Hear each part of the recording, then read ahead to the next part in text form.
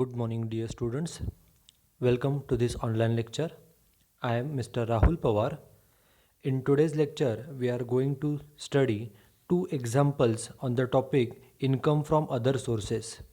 In this lecture, we are going to study the third and fourth example on the computation of income from other sources. In the earlier lectures, we have seen the two examples on the computation of income. Now, in this particular example, we are going to study the another two examples on this particular topic. आजच्या या लेक्चरमध्ये आपण जो आपला topic आहे income from other sources या टॉपिकवरती example number 3 आणि example number 4 असे एकूण दोन एक्झाम्पल्स पाहणार आहोत. पाठीमागच्या लेक्चरमध्ये पहिले दोन एक्झाम्पल्स आपण ही पाहिलेली आहेत. आता प्रिव्हियस लेक्चरमध्ये in the previous lecture we have studied the rules for grossing up of income. पाठीमागच्या लेक्चरमध्ये आपण इन्कम ग्रॉसिंग अप कशा पद्धतीने केलं जातं याची कन्सेप्ट हे पाहिलेली आहे. बघा, in case the net interest received on securities is given in the problem. आपल्याला जे काय एक्झाम्पल दिलं जातं त्यामध्ये जर इंटरेस्ट रिसिव्ड हे जर नेट इंटरेस्ट सांगितलं असेल तर अशा वेळेला it should be converted into gross interest and added in the total income of assessee under the head income from other sources. काय सांगितलं आहे बघा की आपल्याला माहिती आहे की in income tax act there are 5 heads of income, out of which the last head of income is income from other sources. And this head, that is income from other sources, is a residual head which covers all those incomes which are not covered, which cannot be included in the first 4 heads. जे income टॅक्समध्ये इन्कमचे 5 heads आहेत त्या 5 हेड्सपैकी जे शेवटचं head of income आहे ते head of income आहे income from other sources. आणि या शेवटच्या शेवटच्या हेडला रेसिड्युअल हेड असं म्हटलं जातं, कारण की जे इन्कम्स पहिल्या 4 हेड्समध्ये येऊ शकत नाहीत ते सर्व इन्कम्स हे 5व्या हेडमध्ये इन्क्लूड केले जातात. And therefore the last head that is income from other sources is called as a residual head of income.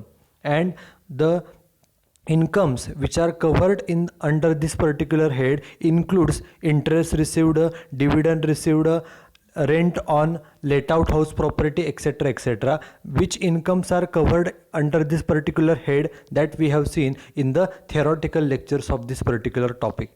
आपण हा टॉपिक ज्या वेळेला सुरू केला त्या सुरुवातीच्या लेक्चर्समध्ये इन्कम फ्रॉम अदर सोर्सेस या हेडिंग अंतर्गत कोणकोणते इन्कम्स कव्हर होतात हे आपण सुरुवातीला पाहिलेलं आहे. हे जे वेगवेगळे इन्कम्स असतात, out of the various incomes the common income is interest received on the various securities. Income from other sources या हेडिंग अंतर्गत वेगवेगळे इन्कम्स येऊ शकतात, परंतु सर्व लोकांसाठी जे कॉमन इन्कम्स असतात या हेड अंतर्गत ते असतं ते म्हणजे इंटरेस्ट ऑन सिक्युरिटीज. म्हणजे काय तर if any person, if any individual has made certain investment in certain securities, then on this investment he gets the returns in the form of a interest. एखाद्या व्यक्तीने जर काही गुंतवणूक केली असेल, गुंतवणूक ही गव्हर्नमेंट सिक्युरिटीमध्ये करता येते, गुंतवणूक ही कमर्शियल सिक्युरिटीजमध्ये देखील केली जाऊ शकते. इन्व्हेस्टमेंट जी केली जाते त्या इन्व्हेस्टमेंटवरती जे रिटर्न्स मिळतात ते इंटरेस्टच्या स्वरूपामध्ये मिळतात. आणि जे इंटरेस्ट कस्टमरला दिलं जातं, ओके, काही वेळा पूर्ण इंटरेस्ट हे कस्टमरला पेड केलं जातं. When the full amount of interest is paid to the customer it is called as a gross interest.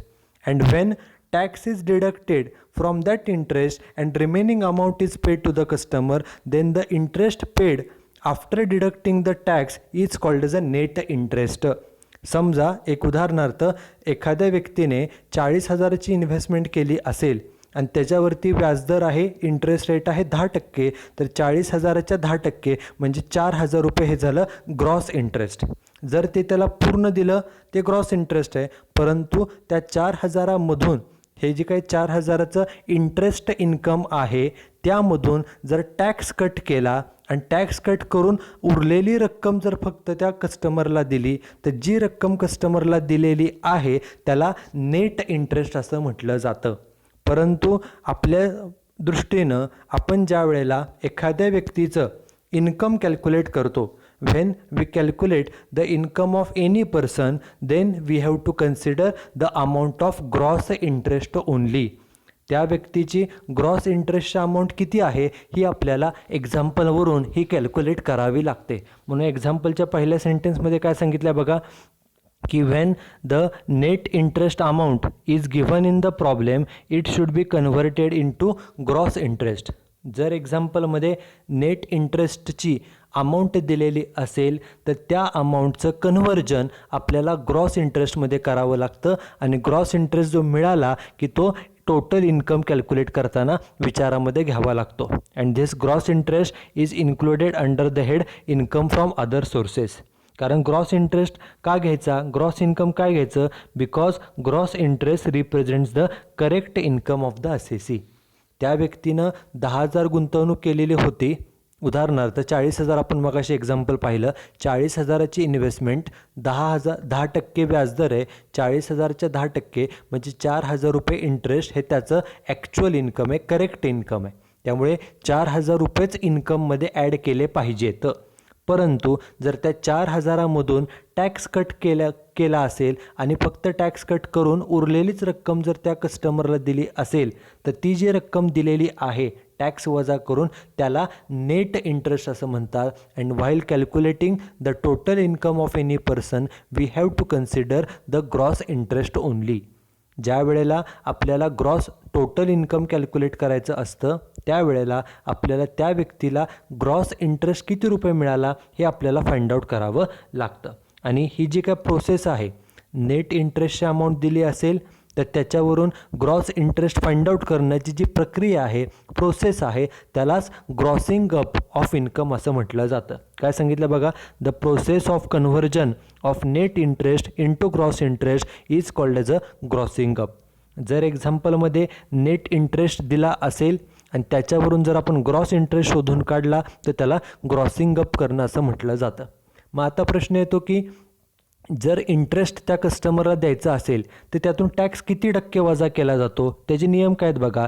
In case of debentures of a company, जर एखाद्या व्यक्तीनं डिबेंचर्समध्ये गुंतवणूक केली असेल, डिबेंचरवरती इंटरेस्ट पेड केलं जातं. हे जे काही इंटरेस्ट आहे त्या व्याजातून किती टक्क्यानं टॅक्स कट केला जातो बघा. The rate of deduction of tax is 10.4% of such interest. Okay, किती टक्के व्याज कट केलं जातं, व्याजातून 10.4% टॅक्स हा वजा केला जातो. किती टक्क्यानं, 10.4%. And net interest will be 89.6. म्हणजेच काय बघा, it means if the gross interest is ₹100. समजा एखाद्या व्यक्तीचा ग्रॉस इंटरेस्ट जर 100 रुपये असेल तर त्याच्यामधून tax of ₹10.40 will be deducted. 100 रुपयातून 10 रुपये 40 पैसे टॅक्स कट होईल आणि राहिलेली जी रक्कम आहे नेट इंटरेस्ट ऑफ ₹89.60. 89.60 कशा आले तर 100 रुपये इंटरेस्ट होता, त्यातून 10.40 रुपये 10 रुपये 40 पैसे टॅक्स कट केला, उरलेले जे 89.60 आहेत तेवढाच हा ॲक्च्युली त्या कस्टमरला पेड केला जातो. त्याला नेट इंटरेस्ट असं म्हटलं जातं. As a result the following formula is used for grossing up. त्यामुळे कस्टमरला किती रुपये मिळालेले आहेत, कस्टमरला मिळालेले आहेत 89 रुपये 60 पैसे. एवढंच कस्टमरला ॲक्च्युली पेड केले. हे जे काय नेट इंटरेस्ट आहे याच्यावरून ग्रॉस इंटरेस्ट कसा फाइंड आउट करायचा, फॉर्म्युला आहे नेट इंटरेस्ट रिसिव्ड गुणिले 100 भागिले 89.6. ओके, आपल्याला जे काय अमाऊंट दिलेली आहे, जे काय नेट इंटरेस्टची अमाऊंट आहे, समजा एखाद्या व्यक्तीला 4,500 एवढा नेट इंटरेस्ट मिळाला असेल तर ही नेट इंटरेस्टची अमाऊंट आहे. याच्यावरून ग्रॉस इंटरेस्ट कसा फाइंड आउट करायचा, या 4,500ला गुणिले 100 आणि भागिले 89.6. 89.6 कोणते तर हे टॅक्स वजा जाऊन मिळालेली रक्कम आहे, ते कन्व्हर्जनची अमाऊंट आहे. ओके, 89.6 त्या फॉर्म्युला वापरून आपल्याला ग्रॉस इंटरेस्ट हे मिळू शकतं in case of interest on securities. Then next is in case of government securities. आपण पाठीमागच्या लेक्चरमध्ये देखील पाहिलेलं आहे की गव्हर्नमेंट सिक्युरिटीमध्ये गुंतवणूक केली असेल किंवा एखाद्या व्यक्तीने लिस्टेड सिक्युरिटीज, लिस्टेड म्हणजे काय तर those securities which are purchased and sold on the stock exchange are called as a listed securities. When any person makes an investment in the government securities or in the listed securities, then the interest received, the customer gets full amount of interest without a deduction of tax from such interest. जर एखाद्या व्यक्तीने government securities, मग ते राज्य सरकारच्या securities असो किंवा केंद्र सरकारच्या सिक्युरिटीज असो, गव्हर्नमेंट सिक्युरिटीमध्ये गुंतवणूक केली किंवा लिस्टेड सिक्युरिटीजमध्ये गुंतवणूक केली असेल, तर त्या सिक्युरिटीजवरती, त्या इन्व्हेस्टमेंटवरती पूर्ण व्याज हे त्या कस्टमरला दिलं जातं. त्याच्या व्याजामधून कोणताही टॅक्स वजा केला जात नाही. No tax is deducted at source and therefore interest is not grossed up. त्यामुळे टॅक्स कट केला जातच नाही. त्यामुळे ग्रॉसिंग अप करण्याची आवश्यकता पडत नाही. हे कशासाठी नियम आहे? गव्हर्नमेंट सिक्युरिटीज आणि लिस्टेड सिक्युरिटीसाठी. आणि जो शेवटचा पॉईंट आहे ग्रॉसिंग अपचा आहे, तो आहे फॉर विनिंग फ्रॉम लॉटरीज. एखाद्याला लॉटरी प्राईज मिळाला असेल, एखाद्यानं हॉर्स रेसिंगमधून पैसे कमवले असतील, एखाद्याने पझल सोडून पैसे कमवले असतील किंवा एखाद्याला गेम शोमधून पैसे मिळाले असतील, तर हे जे काय त्याचं इन्कम आहे, एखाद्या व्यक्तीला लॉटरी लागली, एखाद्या व्यक्तीला हॉर्स रेसिंगमधून पैसे मिळाले, एखाद्या व्यक्तीला पझल सोडून पैसे मिळाले असतील, तर जे काय त्या व्यक्तीला इन्कम द्यायचं आहे त्यामधून पहिल्यांदा टॅक्स वजा केला जातो. तो टॅक्स किती असतो तर आपण प्रिव्हियस लेक्चरमध्ये पाहिलेलं आहे. The tax rate is 31.2%. 31.2% हा टॅक्स हा मायनस केला जातो. आणि 31.2% वजा करून शिल्लक किती राहतात? तर शिल्लक राहतात 68.8. त्यामुळे जेव्हा आपल्याला ग्रॉस इन्कम फाइंड आउट करायचं असतं, जर आपल्याला एक्झाम्पलमध्ये नेट इन्कम दिला असेल, ओके, गेम शोमधून किती प्राईज मिळाला, लॉटरीचा किती प्राईज मिळाला, ह्याचं जर नेट इन्कम जर दिला असेल, तर ग्रॉस इन्कम कसं फाइंड आउट करायचं? त्यासाठी फॉर्म्युला आहे gross income is equal to net income into 100 divided by 68.8. हा फॉर्म्युला यूज करून आपण ग्रॉस इन्कमची अमाऊंट ही फाइंड आउट करू शकतो. Now let's start with the example. In the earlier lecture we have seen 2 examples. Now in this particular lecture we are going to study the example number 3 and example number 4 on this particular topic. So let's start with the example. This is example number 3. Read the example carefully. Mr. Dinesh provides the following particulars of his income for the previous year 1920. एक्झाम्पलच्या पहिल्या वाक्यामध्ये सांगितलं आहे mister Dinesh is a person and he provides the information relating to his income for the previous year 1920 and with the help of this we have to compute his income from other sources for assessment year 2021. आपल्याला जी काय माहिती दिलेली आहे, एकूण किती points दिलेत बघा, एकूण आपल्याला एक्झाम्पलमध्ये 12 पॉईंट्स आणि काही ॲडिशनल इन्फॉर्मेशन दिलेली आहे. त्याच्या साह्यानं आपल्याला या व्यक्तीचं इन्कम फ्रॉम अदर सोर्सेस हे कॅल्क्युलेट करायचं आहे. बघा मग काय काय सांगितलं आहे. फर्स्ट पॉईंट आहे income from units of UTI ₹1500. हे इन्कम कुठून मिळालं? Income from unit trust of India, आणि त्यांच्याकडून इन्कम मिळालं ₹1500. देन सेकंड इन्कम आहे dividend on shares of cooperative society ₹8000. एका कोऑपरेटिव्ह सोसायटीचे, सहकारी संस्थेचे शेअर्स खरेदी केले, त्याच्यावरती डिव्हिडंड मिळाला आहे ₹8000. This is second income. Then third income is composite rent. Composite means एकत्र. Rent from letting on hire of building and machinery ₹28,000. म्हणजे बिल्डिंग आणि बिल्डिंग बरोबर मशिनरी ह्या 2 असेट्स एकत्रपणे कॉम्पोजिटली लेट आउट केल्या, रेंटवरती दिल्या, आणि त्याचं रेंट किती मिळालं आहे तर ₹28,000 रेंट मिळालं. This is third income. Then fourth income is interest on bank deposit ₹4000. बँकेमध्ये डिपॉझिट ठेवलेली आहे, त्याच्यावरती व्याज मिळालं ₹4000. This is fourth income. Now the fifth income is directors fees received ₹8000. हा जो कोण व्यक्ती आहे, व्यक्तीचं नाव काय बघा, व्यक्तीचं नाव आहे मिस्टर दिनेश. हा व्यक्ती एका कंपनीमध्ये डायरेक्टर आहे, संचालक आहे, आणि संचालक असल्यामुळे मीटिंग अटेंड केल्याबद्दल संचालकांना डायरेक्टर्स फी मिळते. ती डायरेक्टर फी मिळाली किती रुपये? ₹8000 फी मिळाली. त्यानंतर नेक्स्ट इन्कम आहे income number 6 is ground rent received ₹4000. एखादं मोकळं मैदान असेल, ते मैदान रेंटवरती देऊन रेंट मिळालं आहे किती रुपये? ₹4000 रेंट मिळालं. त्यानंतर नेक्स्ट इन्कम आहे इन्कम फ्रॉम अनडिस्क्लोज्ड सोर्सेस ₹9,000. 9,000चं इन्कम असं आहे की ते कोणत्या सोर्सनं मिळवलं आहे हे डिस्क्लोज केलेलं नाही. कुठून पैसे ते कमवले हे सांगितलेलं नाही. It is undisclosed income which is ₹9,000. Then income number 8 is winning from lotteries net amount ₹41,280. लॉटरीचं बक्षीस किती रुपये मिळाले? नेट रक्कम हातामध्ये मिळाली 41,280. आता इथे नेट अमाऊंट सांगितलेली आहे. नेट अमाऊंट सांगितले म्हणजे काय? ही रक्कम जी आहे 41,280 ही टॅक्स वजा करून मिळालेली रक्कम आहे.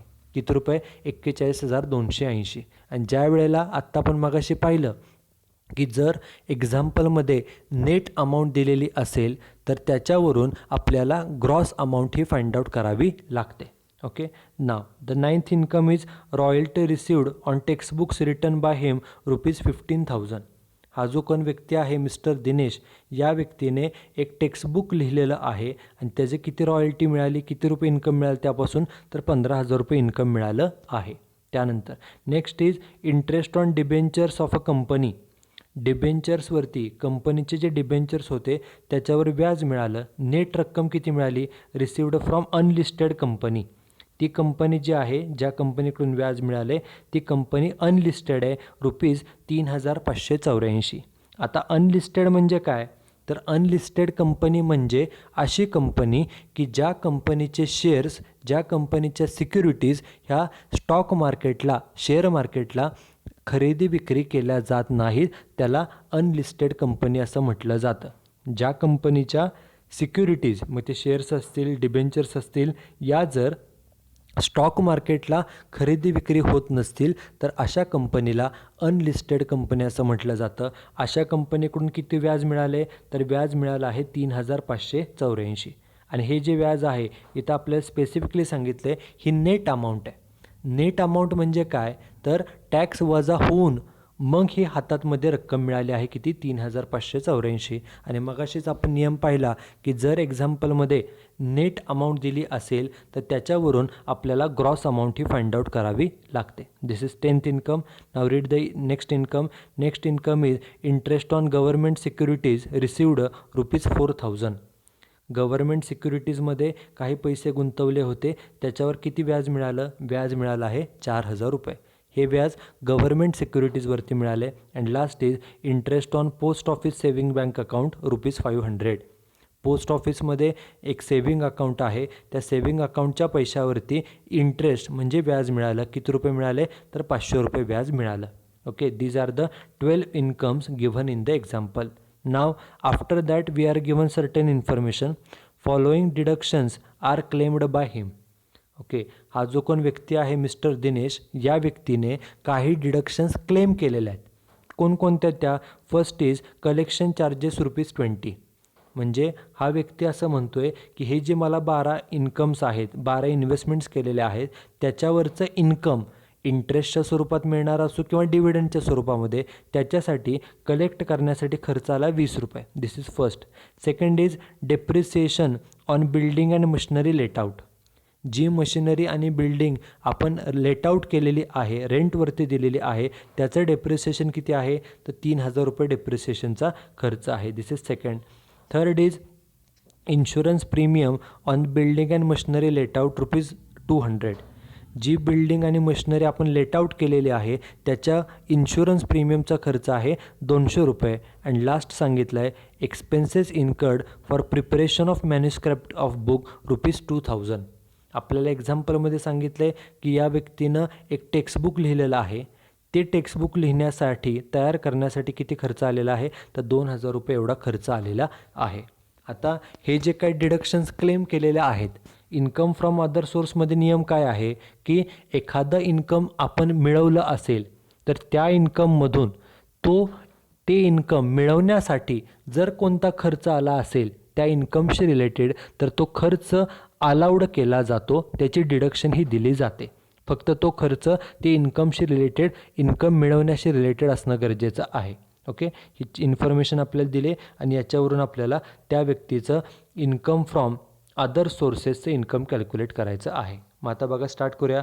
पहिल्यांदा व्यक्तीचं नाव काय आहे, मिस्टर दिनेश, म्हणून सुरुवातीला व्यक्तीचं नाव लिहिलं मिस्टर दिनेश. आपल्याला काय कॅल्क्युलेट करायचं आहे, तर compute his income from other sources, हे इन्कम कॅल्क्युलेट करायचे, म्हणून सेकंड लाईनला लिहिलं computation of income from other sources. आणि कोणत्या असेसमेंट इयरसाठी सांगितलं आहे, for assessment year 2021. It is mentioned on the third line for assessment year 2021. So as usual, before starting to calculate income, we have to mention these 3 points. First, we have to mention the name of person whose income we are calculating. Then on the second line, we should mention which income we are calculating. आपण कोणते income calculate करत आहोत ते mention करावं लागतं. And on the third line, we have to mention for which assessment year we are calculating the income. आपण कोणत्या assessment इयरसाठी हे इन्कम कॅल्क्युलेट करत आहोत हे आपल्याला तिसऱ्या लाईनला मेन्शन करावं लागतं. And after mentioning these 3 points, we have to prepare 2 columns. First column is titled as particulars and second column is titled as amount in rupees. Okay, these are the 2 columns which we have to prepare for calculating the income from other sources. Income from other sources calculate करण्यासाठी हे 2 column आपल्याला तयार करावे लागतात. आता जे example दिलेलं आहे, एक्झाम्पलमध्ये आपल्याला एकूण 12 पॉईंट्स दिलेले आहेत.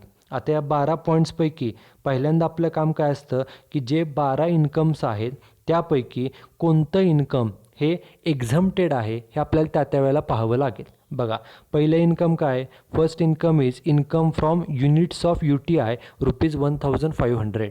जी युनिट ट्रस्ट ऑफ इंडिया आहे UTI, त्यांचे काही युनिट्स खरेदी केले, त्याच्यावरती किती इन्कम मिळालं आहे, तर 1500.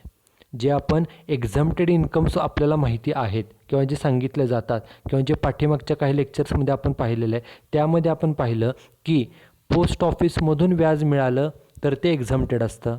त्याचप्रमाणे NSC म्हणजे नॅशनल सेव्हिंग सर्टिफिकेट्सवरती व्याज मिळालं ते एक्झम्प्ट असतं. आणि त्याचप्रमाणे UTIकडून जे काही इन्कम मिळतं इट इज ऑल्सो एक्झम्प्टेड. त्यामुळे सोल्युशनमध्ये बघा आहे तसं लिहिलं आहे income from units of UTI आणि अमाऊंट कॉलममध्ये लिहायचं एक्झम्प्ट. नियम आहे की income received from UTI is exempt from tax. UTIकडून जे काही इन्कम मिळतं ते पूर्णपणे हे एक्झम्प्टेड आहे. त्यामुळे अमाऊंट कॉलममध्ये एक्झम्प्ट असा शब्द हा लिहिला जातो. Then the second income given is dividend on shares of cooperative society ₹8000. एका कोऑपरेटिव्ह सोसायटीचे शेअर्स खरेदी केलेत, त्याच्यावरती डिव्हिडंड मिळाले ₹8000. डिव्हिडंड मिळाला असेल ₹8000 तर तो टॅक्सेबल असतो. सो सेकंड नंबर लिहिलं dividend on shares of cooperative society ₹8000. Okay, नियम आहे की इंडियन कंपनीकडून जर डिव्हिडंड मिळाला then it is exempt from tax.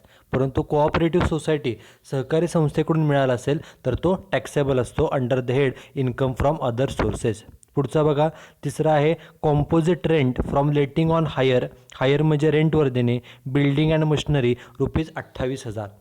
Building आणि मशिनरी एकत्रपणे रेंटवरती दिल्या आणि त्याचं रेंट किती मिळालं तर ₹28,000.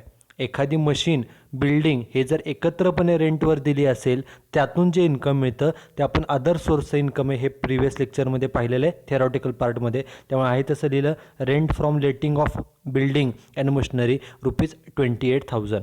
ओके, त्यानंतर next is interest on bank deposit ₹4,000. बँकेमध्ये डिपॉझिट ठेवलं, किती व्याज मिळालं 4,000 व्याज मिळालं. हे इन्कम अदर सोर्समध्ये आपण लिहितो as it is interest on bank deposit. Amount किती आहे तर ₹4,000. त्यानंतर next is directors fees received ₹8,000. Director म्हणून फी मिळाली ₹8,000. डायरेक्टर्स फी, डायरेक्टर जे असतात, संचालक जे असतात त्यांना मीटिंग अटेंड केल्याबद्दल ही फी मिळते. किती फी मिळाली तर ₹8,000.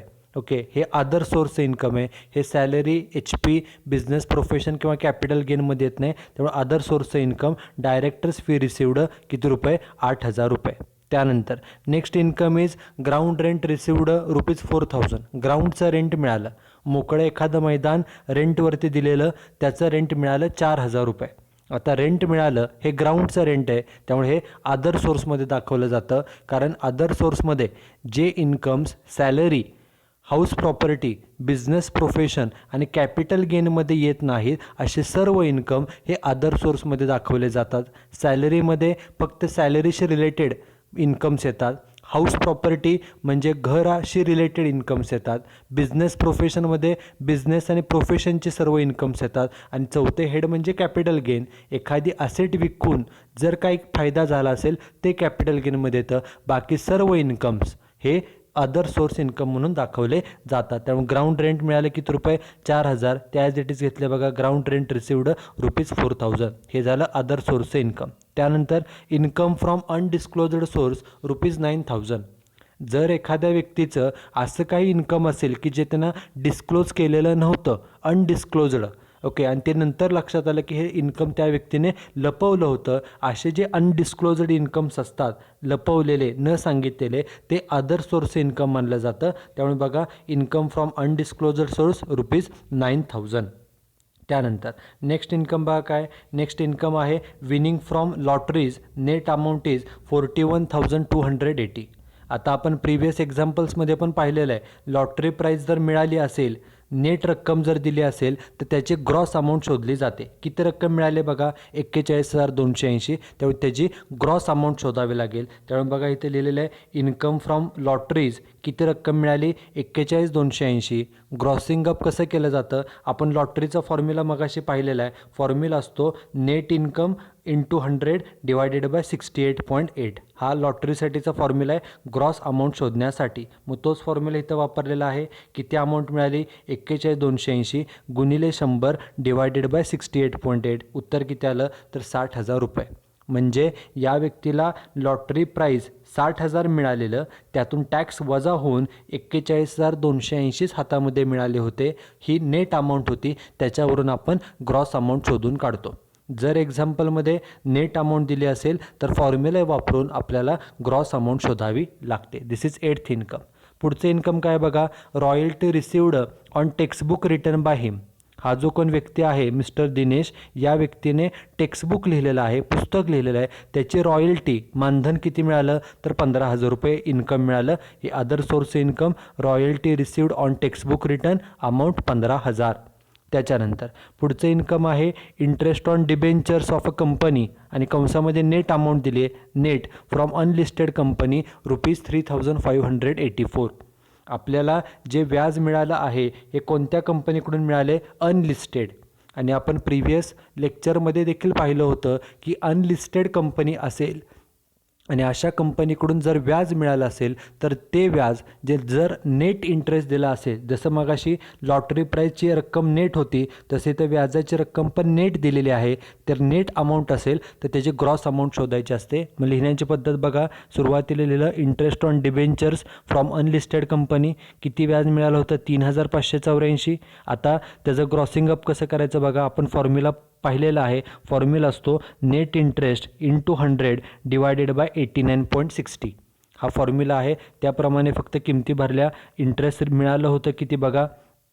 3,584 गुणिले 100 डिवायडेड बाय 89.6. याप्रमाणे इंटरेस्ट आहे किती खरं? इन्कम, ग्रॉस इन्कम आहे 4,000 रुपये. म्हणजे ॲक्च्युली त्या कंपनीकडून 4,000 रुपये हे ग्रॉस अमाऊंट आहे, परंतु टॅक्स जाऊन 3,584 फक्त मिळाली. नेट अमाऊंटवरून ग्रॉस अमाऊंट ही फाइंड आउट केली जाते. त्यानंतर नेक्स्ट इन्कम बघा. 11th इन्कम आहे interest on government securities ₹4,000. Government सिक्युरिटीमध्ये गुंतवणूक केली होती आणि व्याज मिळालं 4,000. आपण नियम आहे गव्हर्नमेंट सिक्युरिटीजमध्ये इन्व्हेस्टमेंट केली असेल तर आपल्याला जे व्याज मिळतं ते पूर्ण मिळतं, त्यातून टॅक्स कट होत नाही. त्यामुळे जी मिळालेली रक्कम आहे, फक्त अमाऊंट जी मिळाली असेल व्याजाची, तेच आपलं असतं ग्रॉस इन्कम. त्यानंतर पुढचं इन्कम बघा शेवटचं interest on post office saving account. Post ऑफिसमध्ये सेव्हिंग अकाउंट ओपन केलं आणि त्या पैशावरती व्याज मिळालं 500 रुपये. आता नियम काय आहे? पोस्ट ऑफिसमधून जर काय व्याज मिळालं असेल तर ते व्याज पूर्णपणे काय असतं? एक्झम्प्ट असतं. एक्झम्प्ट म्हणजे माफ असतं, त्यावरती कोणताही टॅक्स द्यावा लागत नाही. त्यामुळे अमाऊंट कॉलममध्ये लिहायचं एक्झम्प्ट. ओके, सर्व पॉईंट झालेले आहेत. अमाऊंट ज्या होत्या त्या सर्वांची बेरीज केली. बेरीज आली, त्याला नाव दिलं ग्रॉस इंटरेस्ट. ती की त्याला 1,44,000. हे झाले एकूण अमाऊंट, एकूण मिळालेली रक्कम, एकूण. त्याला ग्रॉस इंटरेस्ट किंवा त्याला ग्रॉस अमाऊंट देखील म्हटलं तरी चालेल, कारण इथे सर्व अमाऊंट काही इंटरेस्टच्या नाही आहेत. काही डिव्हिडंड आहे, काही रॉयल्टी आहे, काही लॉटरी प्राईज आहे, त्यामुळे जी आलेली बेरीज आहे त्याला नाव द्यायचं ग्रॉस अमाऊंट, आणि या ग्रॉस अमाऊंटमधून खाली लिहायचं लेस अलावेबल डिडक्शन्स. आता हे जे काही इन्कम्स मिळालेले आहेत, एकूण 12 इन्कम्स आहेत, त्याखाली आपल्याला काय सांगितलं आहे, following deductions are claimed by हिम.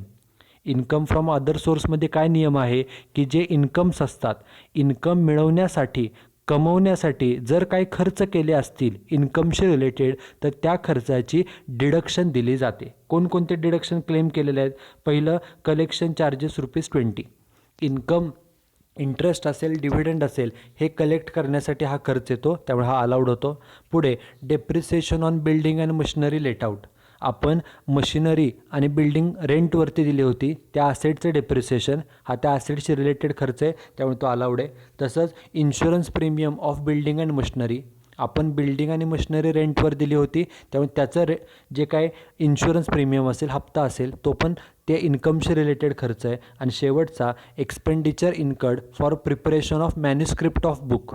या व्यक्तीनं एक टेक्स्टबुक लिहिलेलं आहे, त्यातून काही इन्कम मिळालं होतं, मग ते टेक्स्टबुक लिहिण्याचा हा खर्च किती आहे, तर 2000 आहे. हे चारीच्या चारी खर्चाची डिडक्शन दिली जाते. म्हणून सुरुवातीला लिहिलं कलेक्शन चार्जेस ₹20 इनर कॉलमला. दुसरं, depreciation on building and machinery 3000 सांगितलं आहे. तिसरा काय सांगितलं आहे बघा, तिसरा आहे इन्शुरन्स प्रीमियम किती, ₹200. इथं आहे तसं लिहिला इन्शुरन्स प्रीमियम ₹200. आणि शेवटचा expenses for preparation of manuscript किती, 2000.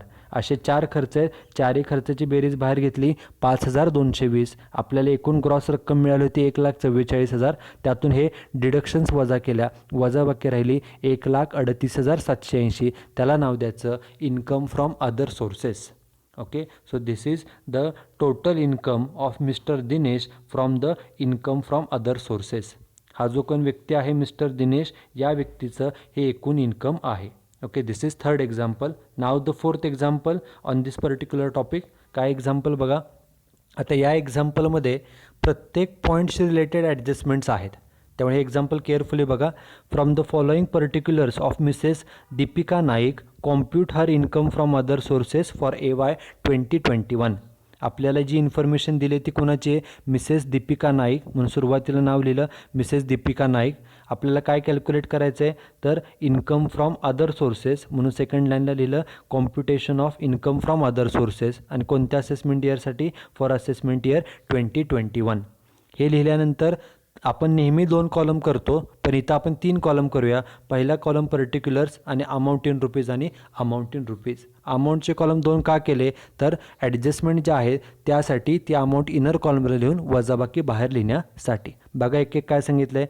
पहिलं इन्कम आहे family pension received from state government ₹36,000. Family pension मिळाली. आता किती रुपये फॅमिली पेन्शन मिळाले, आकडा लिहिला 1. Family pension received amount 36,000. आपण पाठीमागच्या 2 लेक्चरपूर्वी हा ॲडजस्टमेंट पाहिलेली आहे. काय फॅमिली पेन्शन म्हणजे, जर एखादा एम्प्लॉई कामावरती असताना जर त्याचा मृत्यू झाला तर त्याच्या फॅमिलीला ही पेन्शन दिली जाते. आणि फॅमिली पेन्शनसाठी नियम काय, तर जेवढी फॅमिली पेन्शन मिळाली असेल त्यामधून किती डिडक्शन दिली जाते, तर 1/3 जी पेन्शन मिळाली आहे 36,000 त्याच्या 1/3, मग 36,000च्या 1/3 किती येतं, 36,000च्या 1/3 येतं 12,000 और ₹15,000 विचेवर इज लेस. एकूण फॅमिली पेन्शन जेवढी मिळालेली असते, कोणत्याही व्यक्तीला जी फॅमिली पेन्शन मिळते त्यामधून एकतर त्या पेन्शन जी मिळाली आहे त्याच्या 1/3, आपली पेन्शन आहे 36,000, 36,000च्या 1/3 म्हणजे 12,000, किंवा और ₹15,000 विचेवर इज लेस. मग 12 आणि 15 यापैकी लहान काय सांगा, त्यापैकी लहान आहे 12,000, त्यामुळे 12,000ची डिडक्शन मिळेल. 36,000 पेन्शन मिळाली, त्यातनं 12,000ची डिडक्शन म्हणजे बाहेर टॅक्सेबल पेन्शन किती राहिली, तर ती राहिली ₹24,000. त्यामुळे हा नियम लक्षात ठेवा. एखाद्या व्यक्तीला जर फॅमिली पेन्शन मिळत असेल तर त्या फॅमिली पेन्शनपैकी पेन्शनच्या 1/3 किंवा 15,000 ह्या दोन्हीपैकी विचेवर इज लेस एवढी डिडक्शन मिळते, आणि ती डिडक्शन जाऊन जे काय रक्कम राहील तेवढी taxable. This is first point. त्यानंतर सेकंड पॉईंट काय बघा, रिसिव्ड ₹25,000. 25,000 मिळाले ॲज रॉयल्टी फ्रॉम विद्या प्रकाशन for writing a book on export marketing. Export marketing या विषयावरती एक पुस्तक लिहिलं, त्याच्या बदल्यात ₹25,000 इन्कम मिळालं, रॉयल्टी मिळाली. आणि खर्च किती झाला, she spent ₹3,000 on book stationery typing charges for the book. 25,000 मिळाले, त्यातून 3,000 खर्च झाले. मग लिहिण्याची पद्धत बघा, 2 आकडा. रॉयल्टी फ्रॉम विद्याप्रकाशन मिळाले 25, त्यातून खर्च झाला 3, म्हणजे राहिली रक्कम किती? 22,000 रुपये. जे मिळालेलं इन्कम आहे ते इन्कम मिळवण्यासाठी जो काय खर्च होतो तो खर्च वजा करा. जी खर्च जाऊन रक्कम राहील तेवढी असते टॅक्सेबल, किती? 22,000. त्यानंतर तिसरा, she delivered various guest lecture in different education institution. त्या व्यक्तीने वेगवेगळ्या कॉलेजेसमध्ये लेक्चर दिलेत, त्यासाठी ऑनररियम मिळालं, पैसे मिळाले 15,000. 15,000 हे इन्कम आहे आणि त्यासाठी खर्च किती आला? She incurred expenses of 20% of this amount. जी रक्कम मिळाली 15,000 त्याचे 20% खर्च झाला. मग बघा लिहिण्याची पद्धत, ऑनररियम फ्रॉम लेक्चर्स किती मिळाले? 15,000, आणि खर्च तो झाला तो वजा करा, लेस एक्सपेन्सेस @20%. कशाचे 20%? मिळालेल्या रकमेच्या 15,000चे 20% म्हणजे 3,000 खर्च, मिळाले 15, 3,000 खर्च, म्हणजे राहिली रक्कम किती? 12,000 तेवढी असते टॅक्सेबल. This is third. त्यानंतर बघा फोर्थ काय? Prize one in crossword puzzle ₹5,000. पझल्समधून 5,000 रुपयाचं ग्रॉस इन्कम मिळालं आणि तसंच पुढे दिलं आहे किती इन्कम आहे? 5,000. आता हे इन्कम ग्रॉसच दिले. आपल्याला नेहमी इन्कम फ्रॉम अदर सोर्सेसमध्ये ग्रॉस इन्कम लागतं, ते त्यांनी रेडीमेड दिले, त्यामुळे आहे तसं लिहिलं prize one in crossword puzzle, gross amount किती? 5,000. इथं ग्रॉस अमाऊंट रेडीमेड दिली आहे. जर नेट अमाऊंट दिली असती, जसं पाठीमागच्या एक्झाम्पलमध्ये 2 ठिकाणी नेट अमाऊंट दिली होती, नेट अमाऊंट दिली असेल तर ग्रॉस अमाऊंट शोधावी लागते. इथं आपल्याला रेडीमेड ग्रॉस अमाऊंट दिलेली आहे. त्यानंतर 5वा पॉईंट आहे, winning from horse race. Horse रेसमधून पैसे मिळाले, बक्षीस मिळालं किती? 10,000, आणि ही पण रक्कम काय आहे? ग्रॉस आहे. ग्रॉस आहे म्हणजे आहे तशीच घ्यायची. Winning from horse race, gross amount किती? 10,000. जर नेट रक्कम दिली असेल तरच ग्रॉस शोधावी लागते. आपल्याला ग्रॉस रेडीमेड दिलेली आहे. पुढचं इन्कम आहे डिव्हिडंड रिसिव्ड. डिव्हिडंड कुणाकुणाकडून मिळालं आहे बघा. पहिला मिळालं आहे फॉरेन कंपनी, किती? 1,800. दुसरा मिळालं आहे shares of Reliance industry, Reliance कंपनीकडून डिव्हिडंड मिळाला, कोऑपरेटिव्ह सोसायटीकडून मिळाला आणि युनिट्स ऑफ UTIकडून मिळाला. आता नियम काय? जर इंडियन कंपनीकडून डिव्हिडंड मिळाला असेल तर तो एक्झम्प्टेड असतो. रिलायन्स कंपनी ही इंडियन आहे त्यामुळे तो एक्झम्प्ट झाला.